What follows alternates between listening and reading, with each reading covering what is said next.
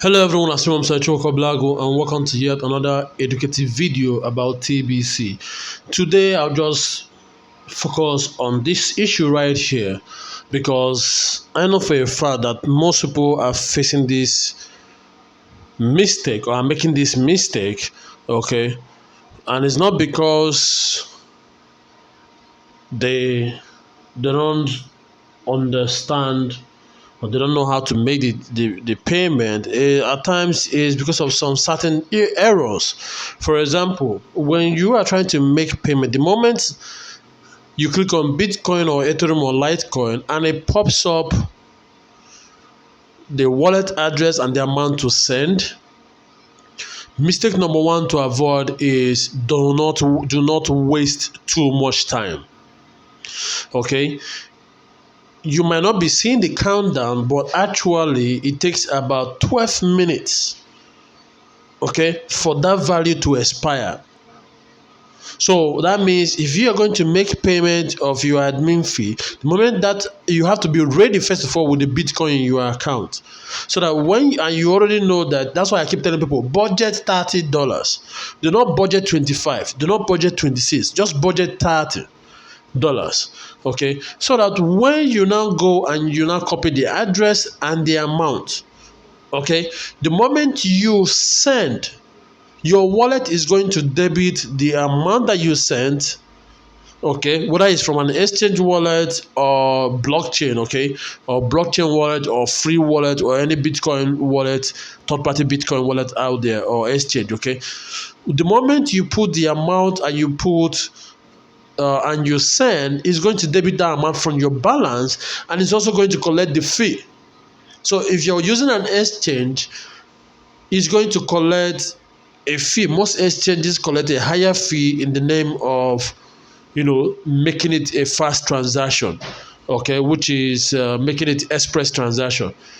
If you're using a blockchain wallet or any other free wallet out, any other third-party wallet out there, you might have to choose whether it's a cheap one or you want to choose a faster payment option, or you can do custom. But the most important thing there is the system itself or the wallet itself will debit the fee automatically. So whatever you have in your wallet after that is not a waste. It's still Bitcoin. You understand? It's still Ethereum. It's still Litecoin. But it's better to have that balance there than to make a mistake. Okay, it's better to have that balance remaining than to make a mistake because you chose to do $25 or you decided to fund your account with $25, okay, or $26. Meanwhile, you're not in charge of the amount that is being told that you are being told to send. You're not in charge of how long the transaction is supposed to take. You're not in charge of how much fees the platform you're using is going to charge you. So that's why you need to budget $30. Now, another way to avoid this kind of mistake is by using the services of someone like me. Okay, I've done this for more than 100 plus TBCans. I've lost count. Okay, and every single time I do it for them, there has never been an issue. If there's any issue, it will only be resolved through submitting the payment ID. But in terms of having any issue like insufficient payment, okay, I have never experienced that because I'm well aware of how to send payment through Bitcoin, Litecoin, or Ethereum platforms.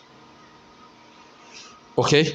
So one, you have to note that if you are not going to, stress yourself in terms of doing this very fast, in terms of funding your account up to $30 to be able to do a transaction without having any underpayment, the best thing is contact someone you trust. It might be me, it might be somebody else, but just make sure that that person knows what he or she is doing. And I know for sure know what I know that I know what I'm doing. You get what I'm saying? So I can help you. Now, if you have this kind of issue that says insufficient payment, okay, the TBC admin is going to refund you. Okay, but you don't have to fold your hand to wait for that refund to happen. You have to follow it up. You have to submit evidence of payment. If in terms of evidence of payment, you also have to submit this insufficient payment, this screenshot of your account, so that they know that you actually have an insufficient payment, and they will look through their record through the the evidence of payment, like you have to have a transaction ID. If it's Bitcoin, Ethereum, or Litecoin you're using, you have to have a transaction ID. If you're using a cash center or using the services of someone like me, we will be the one to supply you with the transaction ID for that transaction. With that transaction ID is what they will now use to now trace your transaction and refund you the amount you sent, less any fee they have to acquire or incur for doing that refund. Okay, so a refund can be done, but you have to follow it up with your evidence of payment, transaction ID for one. Okay, whether it's Bitcoin, Litecoin, Ethereum, all of them have transaction ID. Okay, and that is why this is one of the reasons why you need the services of someone who knows what they are doing. So guys, I just someone called me on the phone and expressed his issue, and I sent me a screenshot of your account, and it has to do with not receiving admin credit after making the payment, and voila, here is the issue.